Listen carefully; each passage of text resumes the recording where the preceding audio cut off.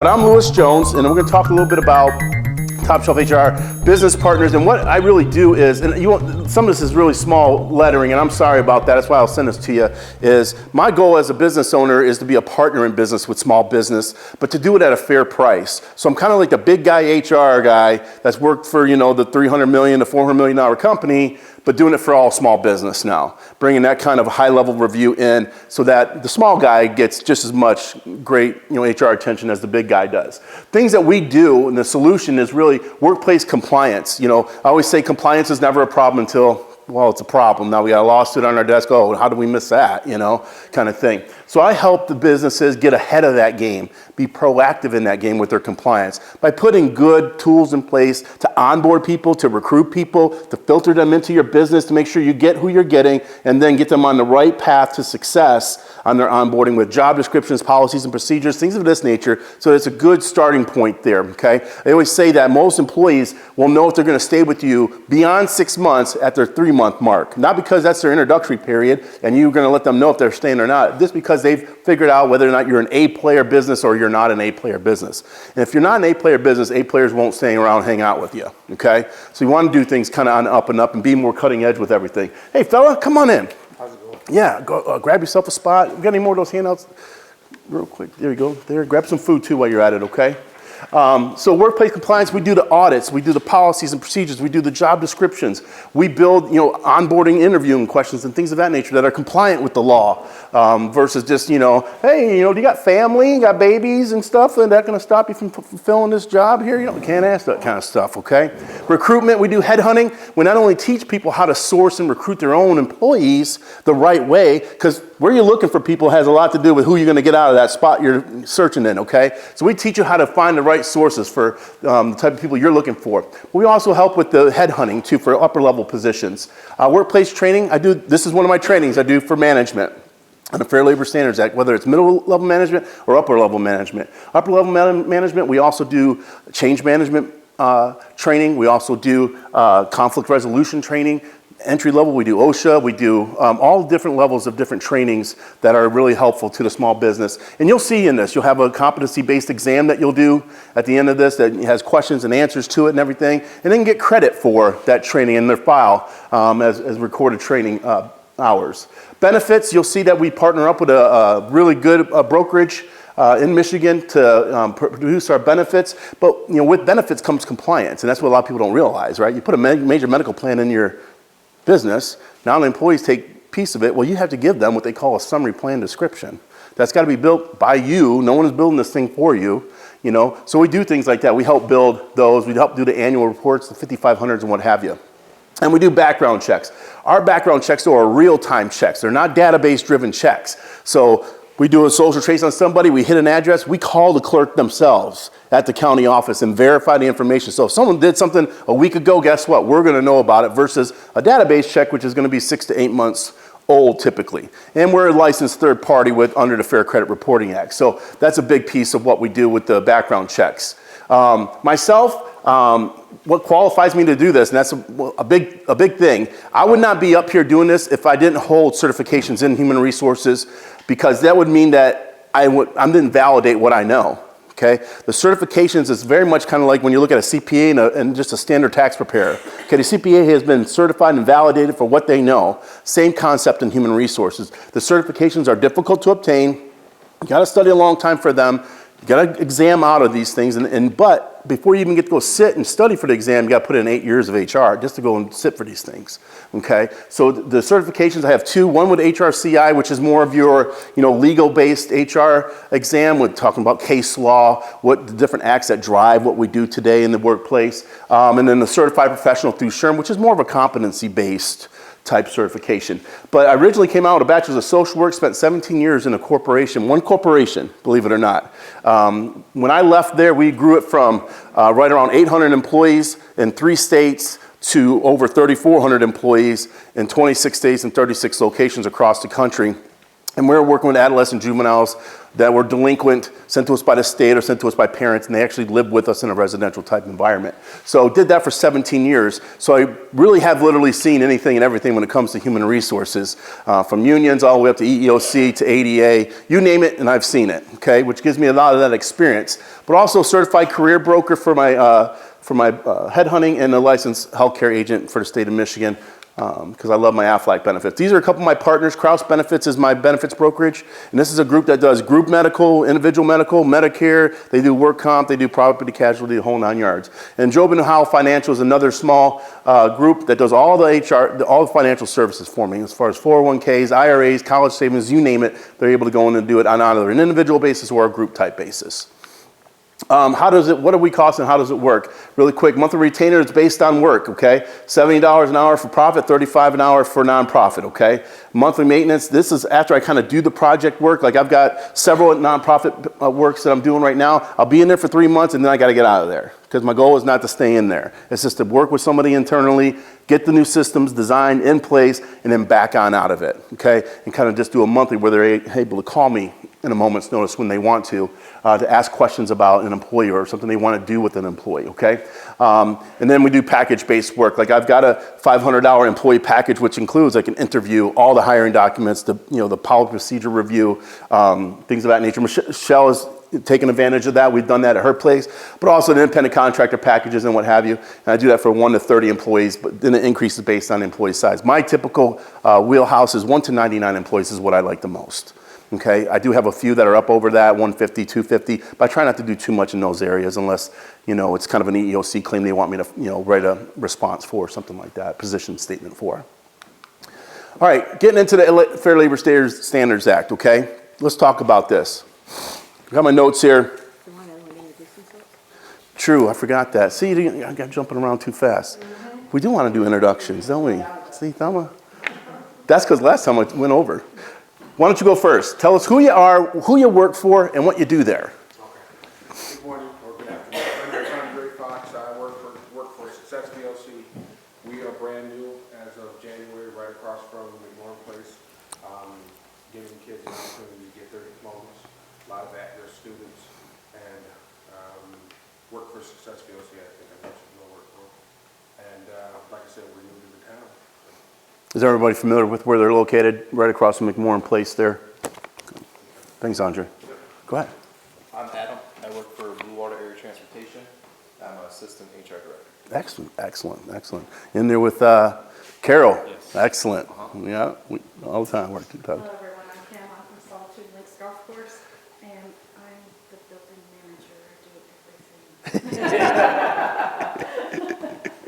everything. Director of it all. I'm Sherry. I work for Blue Water Community Action and do HR and facilities. Good. Excellent. I'm Michelle, and from Chef Shelf, and very similar to Kim. We provided lunch today, we opened a career, Best Darn Donuts, a little bit of everything. Mike, excuse me, Mike Mancini with the organization called the Small Business Development Center. I'm a business consultant for St. Clair County. I'm Valerie Scott, I own the Lakeshore Motel, and I'm the manager of tourism. Jim and Roy Hallenbeck, Bloomwood Abatement, owners do environmental work. Good stuff. Sherry Archibald. I also work for Blue Water Community Action. I'm the deputy director. Good deal. Excellent.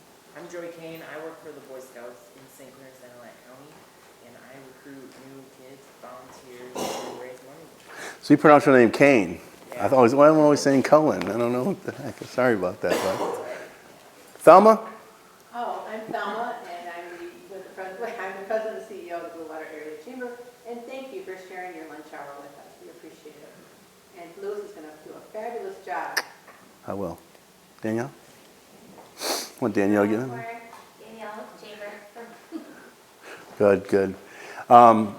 So when you think about this, employers, you must ensure through this Fair Labor Standards Act that there's fair treatment for employees. And the Fair Labor Standards Act really gets down, it's wage and hour, wage and hour, wage and hour, okay? It's our jobs to make sure that, hey, we're checking hours worked, that the pay is fair across the board, even for people doing the same type of job. It's so important that we make sure this is the reality of our life inside of our businesses, okay? Because we can run into a lot of issues. Come on in, guys. A lot of issues that way. Grab you guys yourself a plate of food if you want to as well, okay? So when we think about this, employers must ensure that employees are treated fairly when it comes to hours worked, wages paid, and employing minors, okay? Employers must keep appropriate records that reflect the fair treatment. As managers, supervisors, you need to understand the act so you know what is fair, okay? Now, when it comes to the Fair Labor Standards Act, supervisors and managers may need to be aware of such items which employees are exempt from overtime regulations, the hours of job limitations, children working in the company, and how to calculate hours actually worked. Notice what we're talking about, that exempt piece. That was a huge piece last year. Oh, the overtime rule, it's changing, it's changing, it's changing. It's going from $23,660, it's going to go up to $42,000 a year, and everyone's freaking out, okay? Nonprofits are like, how are we going to afford this? Okay?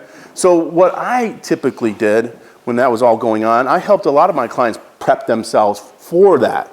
Okay, just be proactive for that. A lot of clients went in and just made the change.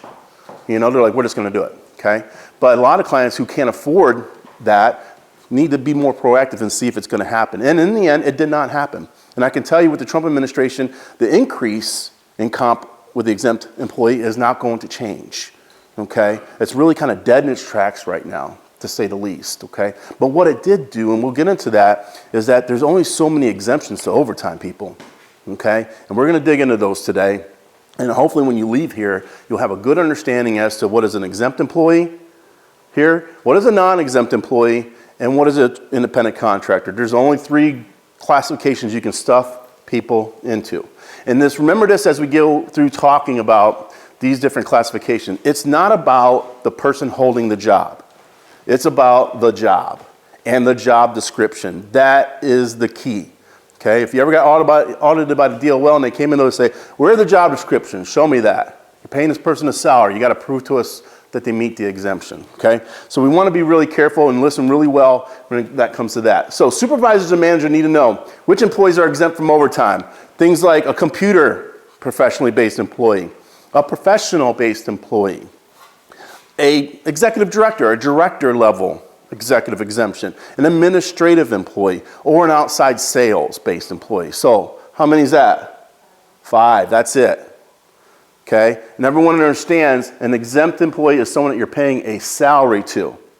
You're not tracking time, but you got to meet the minimum wage of $23,660 a year, which is $455 or so, some change a week, okay, that they must get paid, okay?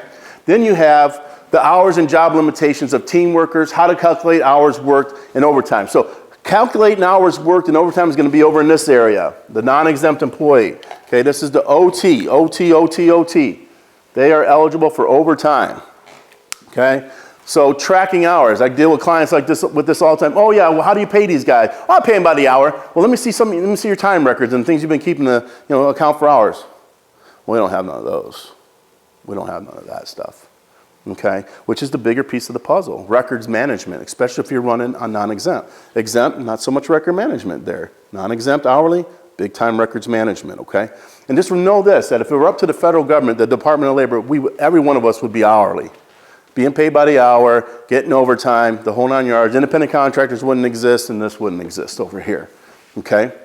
So, we want to make sure that we're on a piece of that puzzle there. Now, when did this thing get started? Actually, President Franklin Roosevelt, proposed this to be effective October 1938, okay? At the time, it only applied to certain industries, like coal mining, like manufacturing.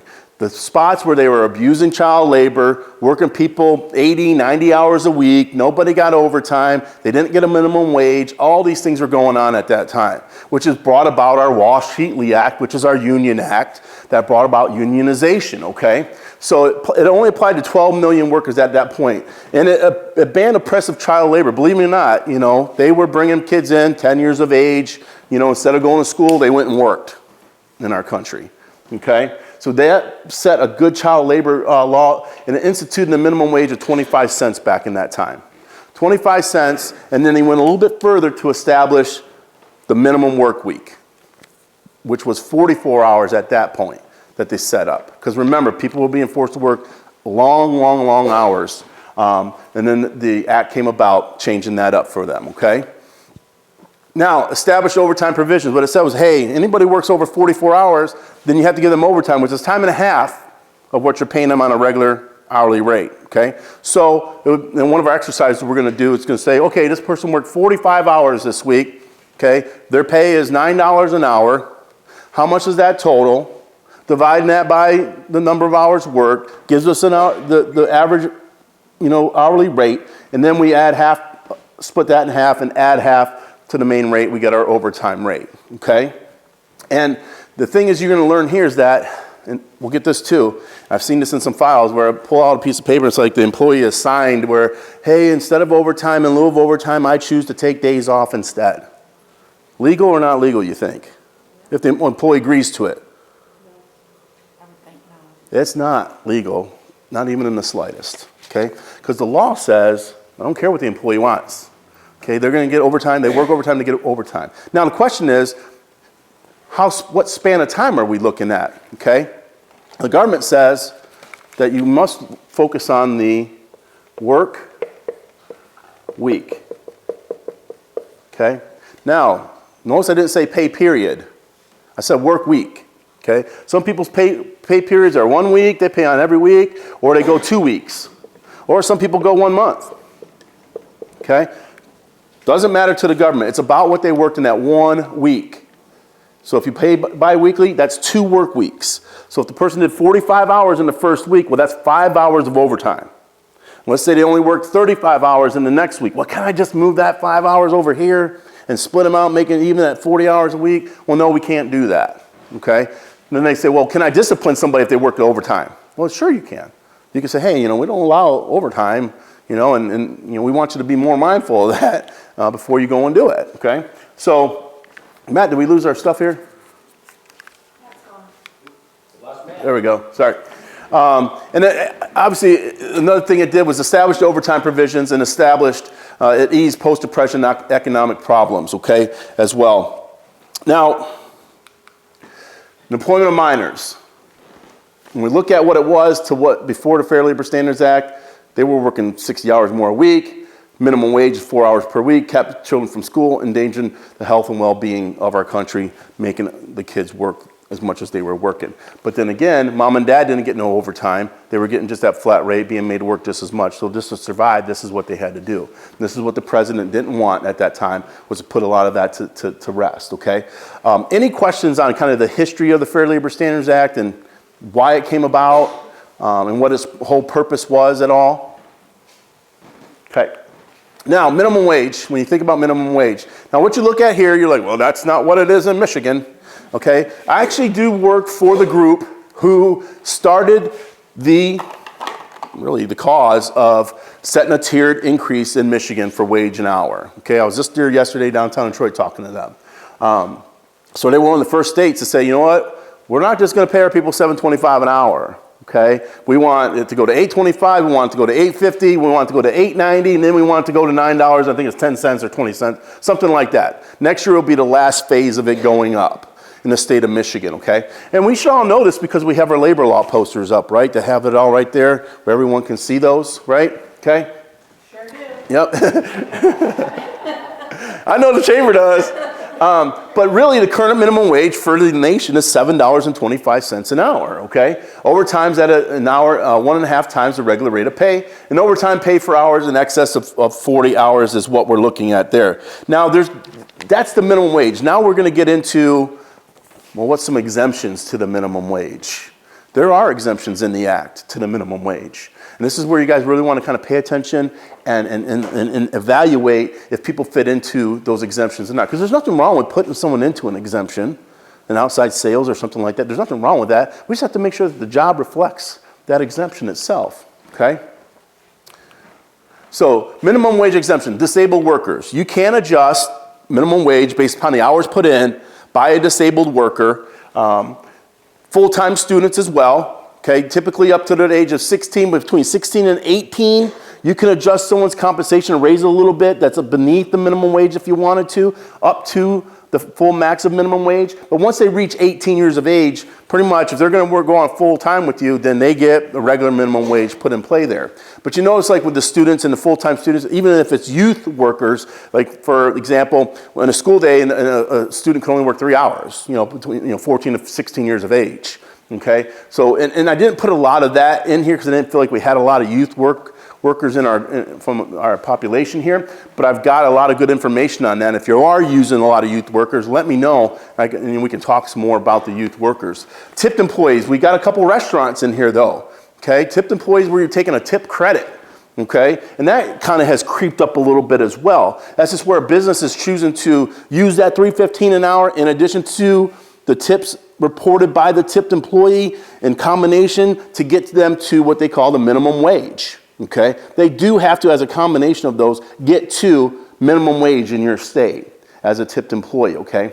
Which is important if you're running that type of business to encourage your employees, report your tips, report them honestly too, okay? Because you're taking that tip credit and theirs to try to get to that minimum wage. And if you come up short, the only person on the hook is you, okay? If you come up short, all right?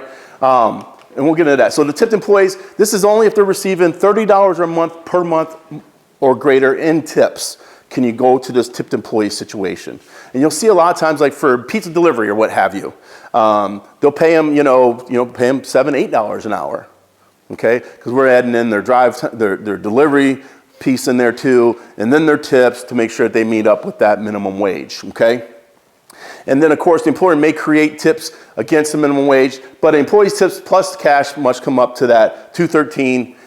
With that $213, it must make up the difference of the minimum wage if they don't reach up to the minimum wage itself, okay? Is that just restaurants? No, it's not, because you can do that at the salons too. We do that at the salons that I work with. I specialize in whether it's a hair salon or a spa or something like that. We've got several clients that way, and they run them on tips, but we run them on kind of commission, not an hourly rate. But we're counting those hours though because they're still an hourly employee. We're just choosing to run off commission and tips together to get us to that hourly wage. So it's a little different in those environments, but very similar though. Did I miss it? Did you already talk about interns? What's that? Did you already talk about interns? No, but interns, quickly, interns can either be paid or unpaid. Anyone ever do an unpaid internship? I did. It was like 6 months for the Department of Human Resources. And they ran me crazy. But I was always under the supervision of somebody, okay? And so I had some autonomy, but it was all an educational driven situation so they could get away with not paying. So they can still be unpaid? They can, but they really have to be coded in nicely with the school, that there's an assessment going on, we're meeting on a regular, they're not left by themselves, if you will, without good close supervision. It's really tight, and the government really doesn't like them, but they are allowed. Or you go with a paid internship, okay, where you give someone the minimum wage and then you can work them however many hours you want to work them and let them do individual work and all that, okay? So time to and from work, talking about travel time. I get this question the most. Well, what if my hourly employee is in the car after hours on a Saturday driving to the airport, but they're just a passenger, okay? That's not compensable. If they're just a passenger running along the road, someone else is driving, there's no work being performed for you, that's not compensable, okay? Travel time applies only if travel is within normal commuting area. If it gets outside that commuting area and they're doing work for you, they're going, let's say the normal commuting area is 15 miles, but you got a client you want them to go see that's 30 miles out, you want them to go to the house to meet with that client, it's gonna be, at the hour of 6 p.m., all these things, that's all compensable time, okay? It's all compensable time. A lot of times folks think this because it's outside of normal business hours and they're just traveling here to there, it's not compensable. Well, it is. And anything's compensable if they can prove they did 1 ounce of work for you. I don't care if they were on their phone, responding to an email, but that was for work. It's compensable, okay, for that travel time. So it's really important to monitor your travel time. And when you think you shouldn't pay travel time, probably best just to go ahead and pay it. Unless you have it's like it's a conference or something like that, and truly they are just a passenger and what have you. And the conference is going to be doing normal business hours and whatnot. But still always look at your work week and make sure you understand your travel aspect. And if you have questions about that, you definitely should give me a call so we can talk about that. Any questions on this travel time? I tend to get away from my notes a little bit, guys, sorry, because I'll get going and I'll just rock and roll with it. So, the Fair Labor Standards Act, ever hear this? Anyone hear of the newly big campaign across the country to do the paid leave, mandatory paid leave, sick leave, mandatory paid sick leave? You hear about that? It's taking over the country and will be in our state before you know it, okay? If the government doesn't make it happen before that, okay? And what it is, they're basically saying is that, you know, employers of a certain size should give their employees X number of sick days guaranteed a year at the onset of employment. And employers are saying, we can't afford those kind of things. Why are we doing that? Well, the employee is saying that if I'm sick, a lot of times my employer will just fire me if I don't have a doctor's excuse, whatever, you know. So they're trying to strike a balance in there, okay, to allow people to have that time away from work and not lose their job. Because there's really only truly one Job Protection Act out there in the country, and it's if you have 50 employees or more, and that's FMLA. Okay, it's really the only true Job Protection Act. The other one that kind of gives some ability to be out away from the business on a leave of absence. However, you're not guaranteed the same spot back, and that's Americans with Disabilities Act. Okay, and that's if you're at 20 to 25 people in your agency. Okay, but the FLSA does not require for you to give vacation time, for you to give paid holidays, severance pay or sick pay. None of that is required by law, okay? And I run into this all the time with my clients. I'll get into their handbook, and they're giving away the whole house. You know, they're saying, hey, we'll give you 10 days of sick pay, we'll give you 3 weeks of vacation pay, and if you go on jury duty, we'll give you 3 days there, and if you go out on, bereavement leave, we'll give you 3 days there, and if you go out on family leave, we'll give you 6 weeks of paid vacation on there. And I'm adding this up for them, and they're going, holy cow. You know, so if you want to be a good employer, but you don't want to break your bank, do things like a small vacation bank. Do things like a small sick leave bank that won't ruin the business, but gives that little bit of room out there for your employees. But maybe allow them to keep their jobs if they get on an unseen medical situation. You know what? Hey, we're going to work with you, work through that process with you. You know, just as long as there's an end in sight from the doctor, how long would it take you to replace them? You got to think about these things in there. So if it takes you 4 weeks to fill a job, why are you going to get rid of somebody that's going to be out for 2.5 weeks? You know, they're already trained up and what have you. You know, so strike some balances, and I can help you with those too. The Fair Labor Standards Act, believe it or not, does not require you to give meal or rest breaks. All it says is that if someone takes a break over 30 minutes, you can mark it as unpaid. But if it's under 20 minutes, it's a paid break. That's the nitty-gritty on the meals and the rest breaks, okay? In this state, you can work someone literally 16 full hours before you got to give them a break in there of 4 hours or greater. Then they can come back to work and go another 16. There's some states you can just work 24 hours a day. I did that when I came out of college. Worked literally 24 hours a day for 6 days straight. I lived with kids in the woods, okay, as an adolescent counselor. That's what I did. And I got paid as a professionally salaried employee. And you guys are going to laugh at this. This was with a college degree, okay? So I was exempt as a professional. And I did that at $18,500 a year's worth of compensation. Okay, that's less than minimum wage, I think. You know, but they were able to do it because they got me under the exemption. Okay, but this is what they were able to do. Okay. And my meal periods and rest breaks were when the kids were in school. That's when I took my break, okay?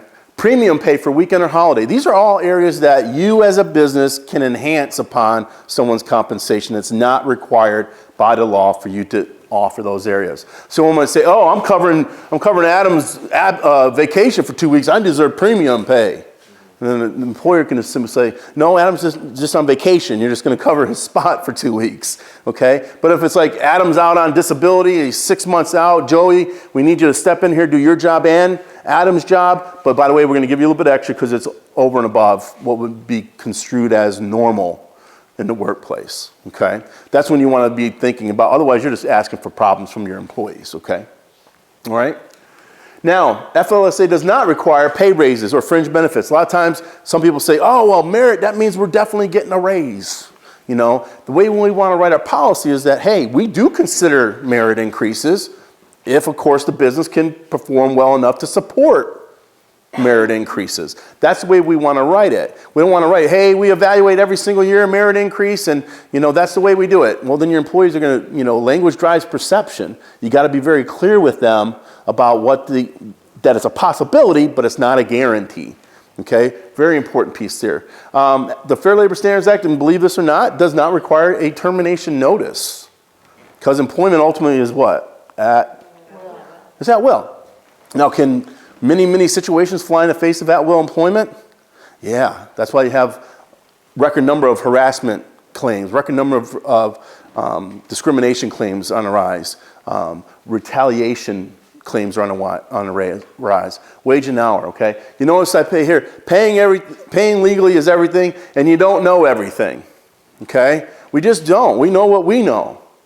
And when you don't know something, it's best to get others involved to help you out in those areas, okay? Also, believe it or not, the Fair Labor Standards Act does not require pay stubs or a W-2. Like, businesses can simply cut a check, okay, and then let somebody know what the taxes and everything were at the end of the year, okay? So the act really is just focused primarily on how you classify your people, okay? And are they eligible for overtime, and what is the minimum wage, okay? That's where you want to get down in it's nitty gritty there, okay? Excessive wage payments, limit hours, days the employee may work, and some states do have laws. I pointed out that law here in the state of Michigan that it's 16 hours, and then the person needs to get a break at that juncture. So if someone's like, you have to give me a break at 4 hours and 15 minutes. Well, no, I don't, okay? So think about that. Unless you have like a collective bargaining agreement, okay? You got a union in-house there. Under the CBA, there may be some provisions in the CBA that say, yeah, when they work that much, they get this, and they get that, and they get this, and they get that. But that's all negotiated, okay? I always say, if you want a union in place, be firm, fair, and consistent with your employees. And I'm not talking about all fairness on your side. I'm talking about fairness across the board with them, okay? That's the way we want to approach our employees. Firm, fair, but consistent, okay? So let's talk a little bit about this overtime piece here.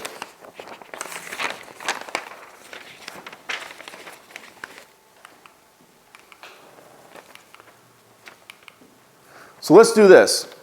You got a little sheet right in front of you there. It's kind of the exercise, all right?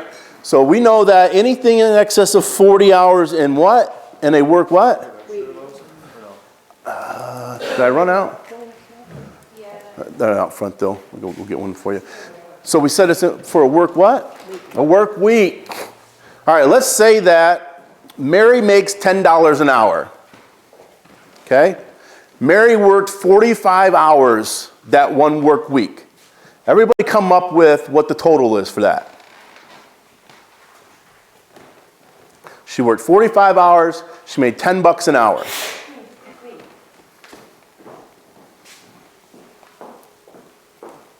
Does anyone else need one? Okay, that's going to come out to, what is that, Adam? A $4.50, right? Yeah, I was going to do the overtime too. Yep. So we know that 40 of the hours were at $400. Now we have that $4.50. We want to take the $4.50 of compensation, divide that by the total number of hours. What's that give us an hour?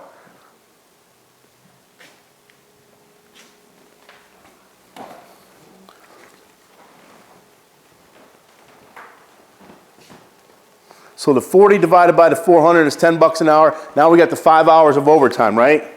Hanging out there. So we got the 40 times the 10 is the 400.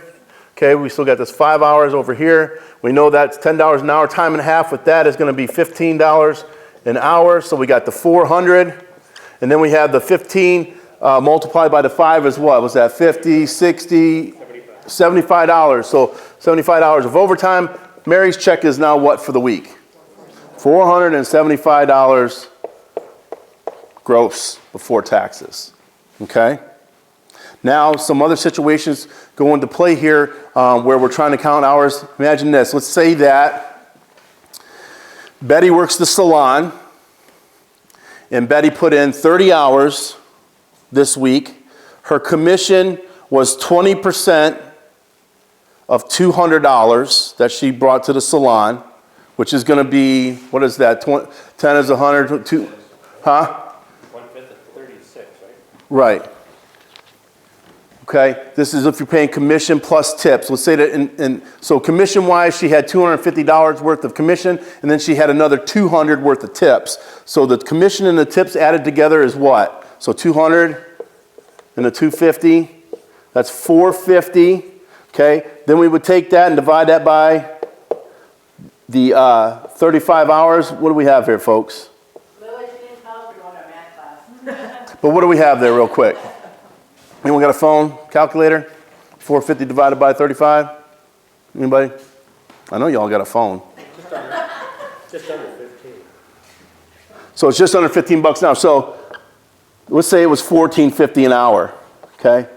So that salon manager can go, okay, Yeah, it's What- $12.85. $12.85. So she made, did Betty make the minimum wage that week? Based on the state? She did. Some weeks Betty won't make it. Some weeks they will, okay? And if Betty doesn't make that minimum wage, then the salon is responsible for what? Making up the difference to the minimum wage, okay? If you're running commission and you're running tips, okay? Now, that's really for your overtime situation there, based on the work week. Now, earnings can be determined by some people, like in the factories, they'll do piece rate. Okay, if you make, 60 widgets for the hour, we're going to pay you 15 cents per widget, and then they have to add up all the widgets that they did, add up all the piece rates that they got, and then divide that by the hours worked, come up with the hour wage. Did we get them a minimum wage or not? If they, they got above it, fine, but if they didn't, we got to make up the difference there, okay? The employer is always responsible for the difference, okay? Earnings also determined by salary, and that's where a lot of times people will get confused is, because some people do this, and believe it or not, inside of this non-exempt classification, there's a couple other classifications that you can use for people, because some people may be like, I just wish I could get the same amount every 2 weeks from you, if I could, for working up to 40 hours a week and, what have you. And you could do that. It's called salary non-exempt. Okay? And you can do this for fixed hours or flexible.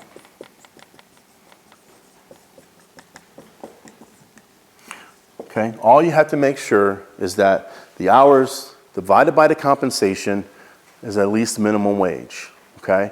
So let's say that, Betty does work 35 hours a week for us, and we give Betty $400 a week. Okay? Well, you divide the 400 by the 350, it's going to come out to over the minimum wage. Okay? But you can give Betty that same $400 every single week. If it's flexible, let's say that some weeks Betty puts in 20 hours. But guess what? You've committed to that set amount of money if you go with salary non-exempt. Okay? If you go with fixed numbers, you say, hey, Adam, if you work for us for 15 hours straight every single week, we're going to give you, $250 a week to do that for us. There's going to be weeks where you only work 2 hours. That's fine. But if you're wanting to go with something where you want to give them a set amount of money under one of these two areas, you're committing to that money.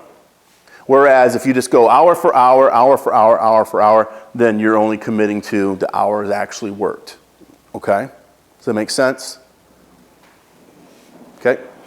Now, as it says here, overtime, divide total pay and work week by total hours worked. Like I pointed out, this cannot be waived by an agreement between the employer and the employee. Oh, Shelly, just love you. We're best friends. I would never want any overtime from you, But it's business. We're friends, and that's fine.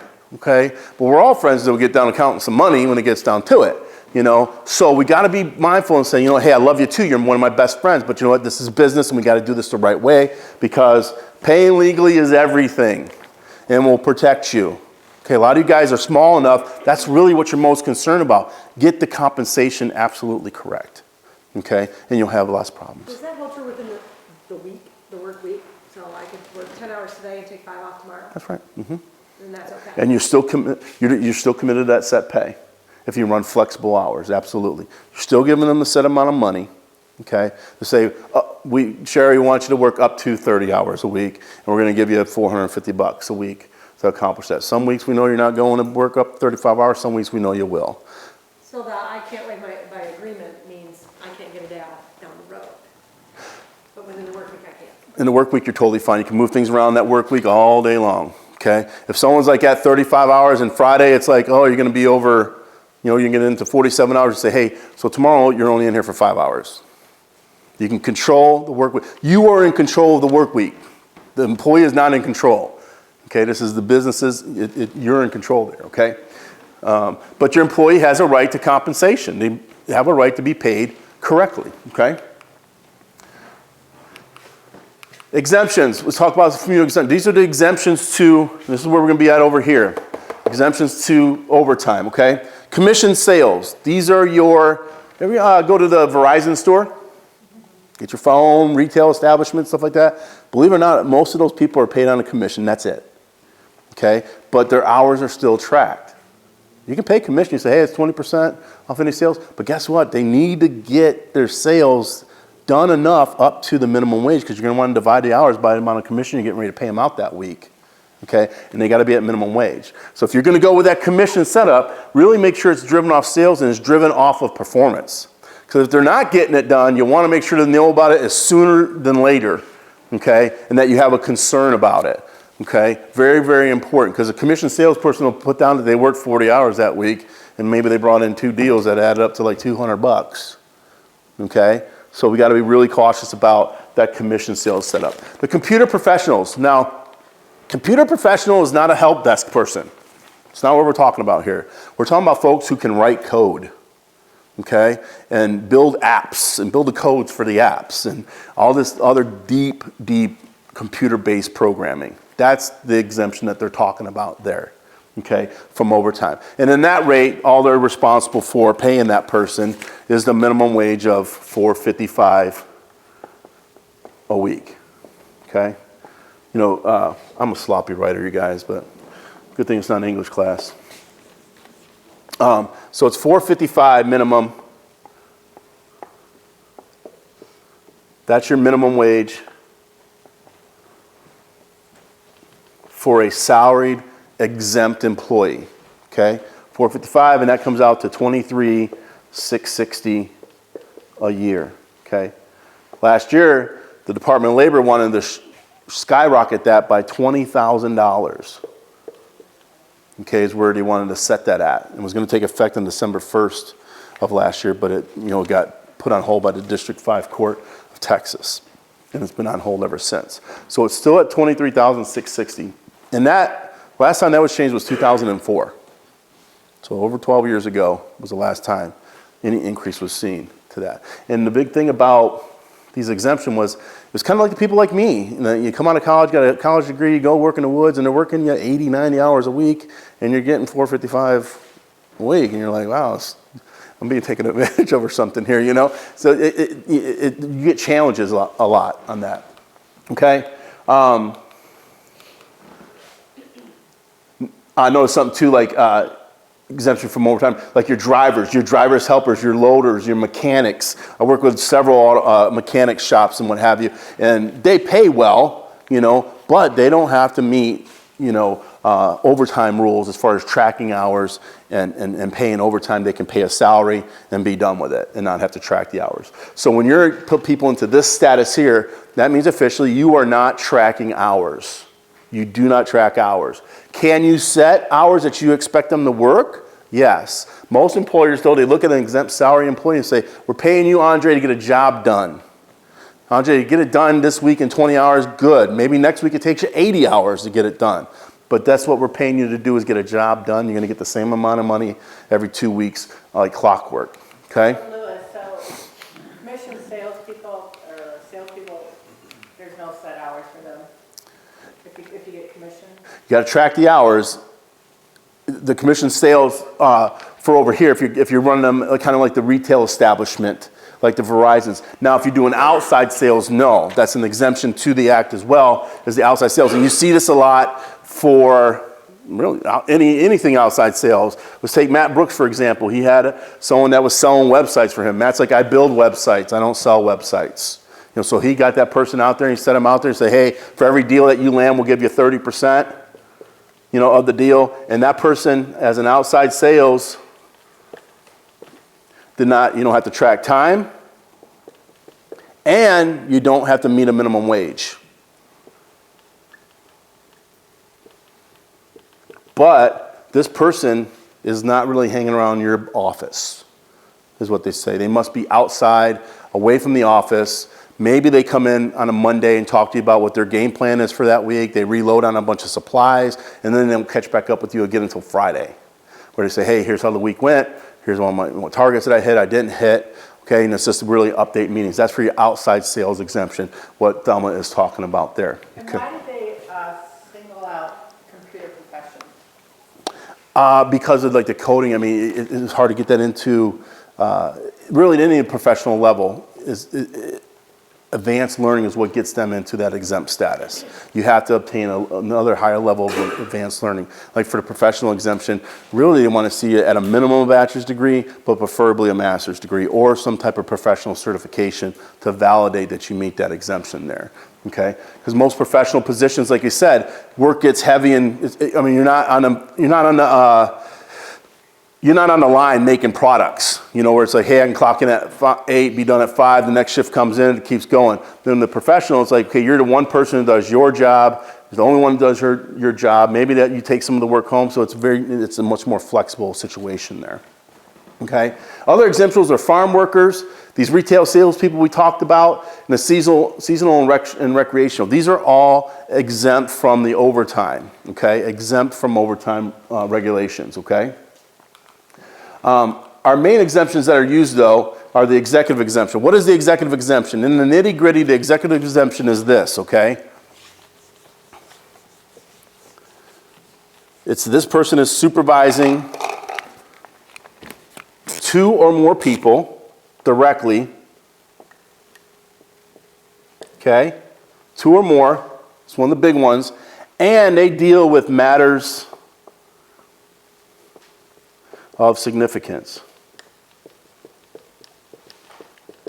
50% of the time. Okay? Now, matters of significance, what's that? Hire, fire, train, coach, counsel, that whole piece right there. Strategizing, looking at marketing and advertising, really are in a position to do something. If they mess up, it could really cost the organization a fair amount of money. Okay, in that executive exemption type role, okay? So 2 or more dealing with matters of significance. Now, they also say that person with the matters of significance, maybe they can't necessarily hire and fire somebody, but their recommendations carry significant weight in your decision making as an owner or as a higher level manager, okay? That's when you can get them. Now, I'm not talking about the line supervisors, and one company that really took it over the chin on this was Dollar General. There was a massive lawsuit from their managers, the people running the stores, challenged the Fair Labor Standards Act to say, we're not exempt employees, we don't have this.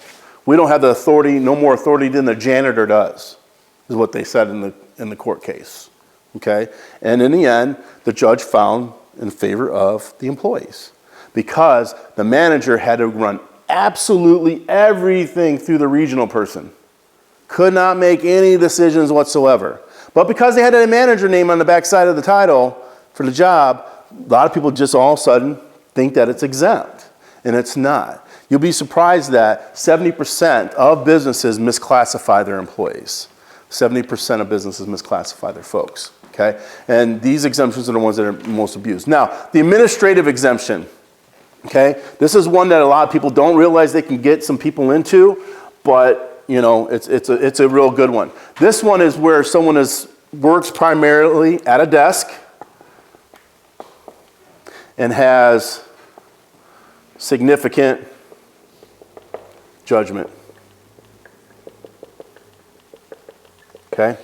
Now, this would be someone who is doing the AR, the AP, the general ledger. They're cutting payroll checks. They're entering payroll information for you. They're doing all these kind of things. That's an administrative exemption. I'm not talking about the secretary that's at the desk or the receptionist. That's not an administrative exempt person. Remember, they're dealing with matters of significance, and their judgment could really cost the organization. Okay? So people in your finance department who are making decisions on behalf of the organization, whether it's receivables, payables, and one mistake could cost you a client, could cost you big money in the end. That is what fits into that administrative exemption there, okay? Is that only if they're salary? That's if you want to get someone into the salary-based situation, yes, yes, yes. And it's not hard. Remember, though, you need someone who's who's got that high level reviewability to build the job description for you to fit the exemption. Because remember, it's not about you, it's about the job on this paper, okay? That's what will be looked at. The other exemption that's used quite a bit is the professional exemption, okay? This is where someone has gone to a higher level of education. It doesn't matter if it was the trade school, but it's a certification that is training that someone absolutely must have in order to perform the job. Like, we cannot have you in this job unless you have A, B, C, D, and E qualifications, not necessarily years of experience. Years of experience is not the substitute that we're talking about here for the professional exemption. It is advanced learning, okay? I'm not talking about advanced learning being some seminar that you went to over the weekend and you got a nice certificate that says, I went to a seminar. You know, I'm talking about stuff that you had an exam out of and it's a bona fide professional-based certification or came from an accredited institution of higher learning. That's when you can get them into the professional area, okay? Social workers, counselors, finance people at the mortgage industry and what have you as well. If they went and got their finance degree and they've got their certifications in that, those are all kind of areas there in which you can get dabbled into the professional area with, okay? All right, doing pretty good. All right, last section here, independent contractors. This is important, okay? Independent contractors, employer contractor, there is a fine line, and the government thinks they are all employees. Thanks for coming, Adam. We'll see you soon, okay? I'll email you, bud. Okay? Really, the government thinks they're all employees. Okay, so let's get down to absolutely nitty-gritty here. Working with independent contractors involves a number of responsibilities for the host employer. These range from ensuring the safety of both the parties, employees, to verifying the employment relationship for the purpose of taxes and benefits. So, what are people missing out on being independent contractors? Unemployment, can't get it, right? They don't have any workers' compensation through you because you're saying you're an independent contractor and you get hurt here, it's on you. Taxes being pulled out for state and federal, they're having to do that on their own, okay? What's that? Yeah, Social Security, benefits, safety, confidentiality, all these things are being lost by that person. Okay? But remember, if it walks like an employee and it talks like an employee, the government will say it's an employee. Okay? And one of the big things around here, and we're going to get into this now, is it's not the government's job to catch you, it's your job to do the right thing. Okay? So the Supreme Court really has said that there's no single test. There's no single test to tell us if someone is a contractor or an employee. However, there's certain areas that we've defined as a Supreme Court to say these are really areas that we use to determine if someone qualifies as an independent contractor or an employee. They are the extent to which a service is rendered are an integral part of the principal's business, okay? I'm a general contractor. I build houses. If I contract out someone to come and put up the walls of the houses, is that part of my business, integral part of my business? Done every day out there. People on contract to put walls and hammer nails, things of that nature for general contractor. The government is really on top of that industry. Wage and hour suits are coming out every single day against general contractors, busting them for really abusing the independent contractor status, okay? So if it's an integral part of your business, you can't use independent contractors for that, okay? But if your guys, Blue Water Community Action, you're in the business of community action, you're not in the business of bookkeeping.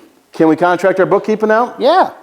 Walmart announced the end of last year, they're cutting out all their HR staff, getting rid of every single one of them. They're like, we're in the retail business, not in the HR business. We're going to contract with all those guys now. Do you see how it works? As long as it's not an integral part of your primary product, you can contract it out to somebody, okay? The permanency of their relationship. Now, we can't contract someone and be like, you'll be here for 3 years, Okay, well, what kind of project is that? Okay? You got to look at the permanency of the relationship. If you need someone for 3 solid years to perform one of the main parts of your business, you probably need an employee there. Okay? So the permanency, the amount of alleged contractors' investment in the facilities, and their gear. When I show up to a business, I got my briefcase, that's all me. If I lose that, that's on me. It's a loss to my business. Contractors need to have a sense of loss and an investment into the situation. Okay? The nature and degree and control, that's the biggest thing, the control test. Okay? Now the government is going to an economic test as well. Basically, the control tests are like, oh, well, as long as I'm not telling Joey what to do, I'm good. Right? But the government is changing that. They're getting rid of that control test and they're bringing in just a financial test basically to say, Joey, how many other clients do you have? Well, none. Lewis is the only one. You know, are you financially dependent upon Lewis to pay your bills and live? Yeah? Well, then you're an employee. That's the way the government's looking at this, okay? So it's important if you're starting and you want to get into contracts with people, okay, get with folks who build those packages that have a good, solid, independent contract agreement that says, hey, here's the deal. You're a contractor. We're the employer. You're responsible for this, this, this, and that. Here are all the agreements and all the stipulations on this contract. Here we go. And by the way, try to find other clients as you're at it, okay? Not a problem, okay? Because they just need to be available to you. And in my case is that I would build a list of 3 contractors, 4 contractors. Have a group of contractors that you use and can call upon to come in and help you out, okay? There's nothing wrong with that. Just be careful about how much control you're using, what the length of the stay is, and if they have a sense of loss in there. If you give them everything to do the job with, well, that's you and all your loss and nothing on the contractor there, okay? So the amount of initiative and judgment, all you should care about, and this is the way the government looks at this, is the outcome of the work. All right, here's the project, okay? Now I'm not going to bother you on how you're going to get the project done, okay? What I'm going to be care about is the outcome. It's kind of like calling out the AC repair guy. They come out, they either do a good job at your house or they don't. If they don't do a good job, are you going to call them again? Nope. The bad contractor will go to the next one. Okay, find them in the phone book, I'll get them. And that's a lot of things too. Not everybody registers with the state as an independent contractor, okay? But you really want them to. Even as a sole proprietor, register with the state that you're out here doing business for yourself, okay? You can use someone's social security number and you should do a W-9 on them, okay? But you should have an agreement as well, okay? And that they're operating as a business, okay? Really quick through records, this is some basic stuff that you need to keep if you're paying them by the hour or if you're paying them as an exempt. You got to have a record of how these people are being taken care of. Name, address, social security number, birth date, their gender, the occupation that they're fulfilling. When does your work week begin? When does it end? What's the basis of the wages? Are they non-exempt? Are they exempt? Making sure that there's a well-defined how much are being paid. And this is all accomplished through really an offer letter. Okay? A lot of folks don't like to do offer letters, and I can't for the life of me wonder why. They're good. You know, it maps out for them, hey, here's your pay, here's your work schedule. That's typical. It can change based upon operational need, because some people hang their head on it. You said 7 to 3. You know, it always should say, based upon operational need with advance notice, we'll make changes if we need to. Okay? You can do that. Guess what? You're the business. You can do this type of thing, okay? But then the offer letter also gets into, hey, it's at-will employment. It also gets into, hey, we have policies, plans, and practices, but we can change that when we want to if we so choose to. And by the way, we hope this is going to be mutually beneficial, but, you know, we do a little bit of a background check process, so your employment's conditional based upon that. And that's huge, and that's another training, but that's huge. Do people see, though, the offer letters more like, if we're an at-will employer, so does that make us fine? What it does for you, what it does is it gets away the connotation of a contract, because you are speaking of the at-will nature. Is that maybe the image that it gives those people, and that's probably why I don't want it? I mean, I do offer letters, but is that right? They think it's a contract, and it's not. The offer letters are different than employee agreements, okay? But also in your offer letters, you can sneak in there, especially if you don't do handbooks and things of this nature. Like, anybody have a no solicitation that they'd like to put on employees at all, where they're not taking your customers if they leave you? Pretty important. Confidentiality, anyone do with any HIPAA, personal-based information? Same concept there. We weave that all into the formal offer of employment, okay?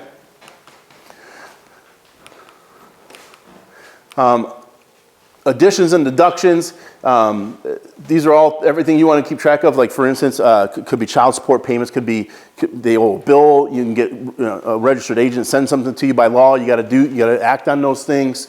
And total wages per pay period, and then the dates of payment that you're making. So those are all your records. A lot of times you do these through online services, whether it's paychecks, whether it's QuickBooks, whether it's whatever. Okay. Let's see, retention. Don't forget this. Payroll records, 3 years. Okay, payroll records need to be saved for 3 years. No problem. 3 years, okay? Wage computations for 2 years. Did you guys know that you have to save applications? Like, if I gave Sherry my application, here, Sherry, fill that out, and she turned that back in, we didn't hire Sherry, how long should I keep my application for? What's that? 1 year. Got to keep those applications for a year, okay? So in summary, let's talk real quick, bring this up to kind of closure here. You have 3 classifications of people.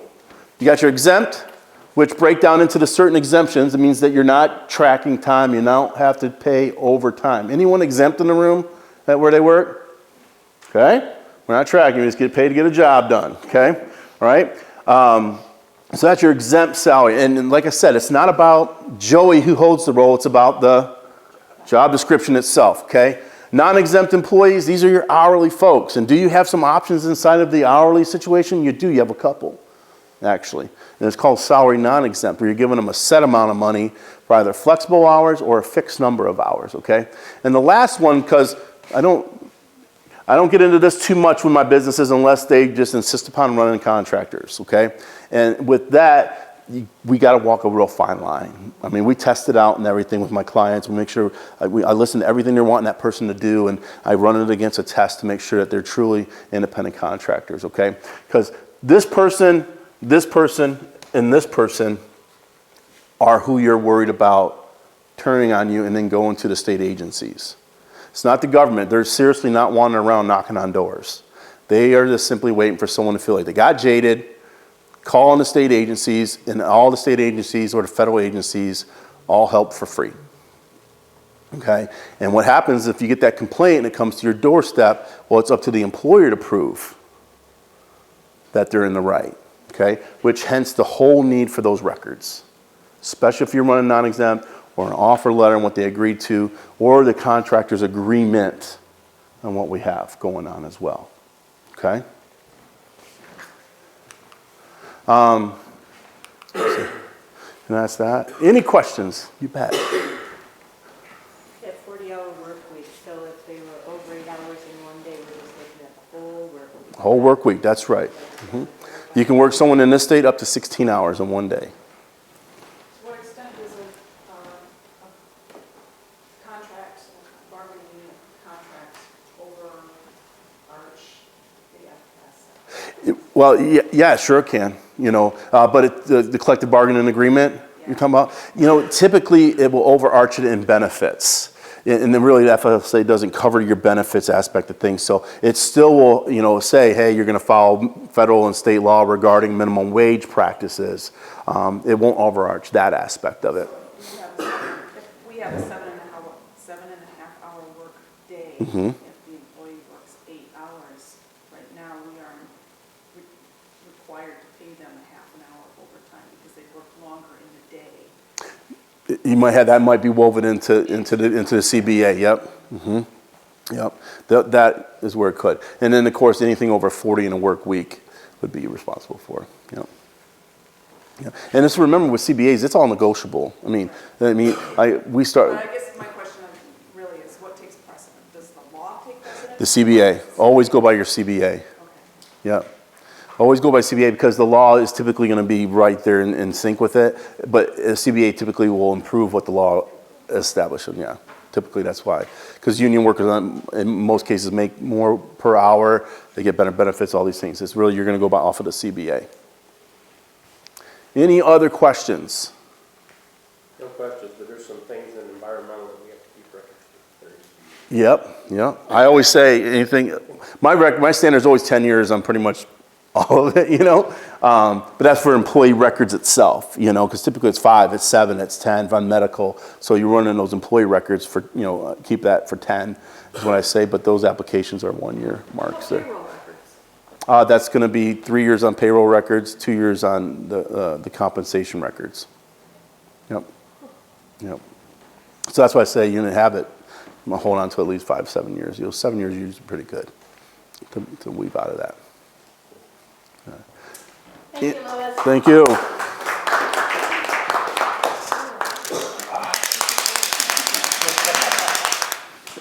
Here, I'll give you guys my brochure here. Please check out the website. And like I say there, if you think it's expensive to hire a professional, just wait until you hire an amateur to get in on this. Don't forget, I'd love for you guys to take this quiz real quick while you're here and give any feedback that you can give to me on my comments. I've got the answers to the quiz, so if you take 5 minutes to go through the quiz, I will give you the answers. Here, Val. Well, Val's already got one. Mike, you already got mine. Yeah. I got a couple of them, so. Yeah, thanks. And I'll dig out my answers. What did I say? Same thing. Who did? Lucy, she said that she saw them right after, Yeah. it was right before they were